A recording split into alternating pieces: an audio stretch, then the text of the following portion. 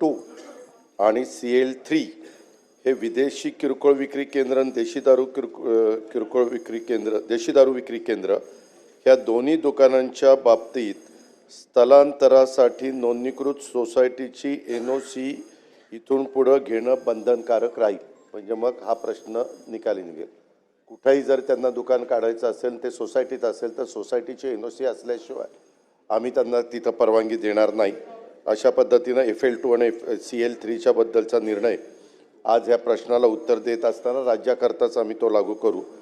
दुसरी गोष्ट अध्यक्ष महोदय, त्यांनी जे काही सांगितलेलं ही मॅटर, ही दोन्ही दुकानं आम्ही त्याच्यामध्ये सस्पेंड केलेली आहेत.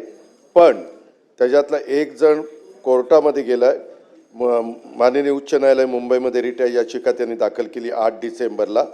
आणि त्याच्यामध्ये त्यांनी सांगितलं की सक्षम म्हणजे कोर्टाने असा आदेश दिला आहे, सक्षम प्राधिकरणास कायद्यानुसार कारवाई करण्यास हरकत नाही. तथापि अर्जदाराच्या विरुद्ध प्रतिकूल आदेश पारित झाल्यास त्याची अंमलबजावणी 1 आठवडा करता येणार नाही.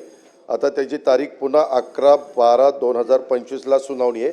त्याच्यात काय हायकोर्ट निर्णय देत आहे त्याच्या पद्धतीनं पुढची कारवाई त्या ठिकाणी केली जाईल. परंतु आपण जो काही शंकर जगताप साहेब सांगितलेलं आहे त्या पद्धतीनं इथून ह्या दोघांच्यावर कारवाई त्या ठिकाणी आपण केलेली आहे.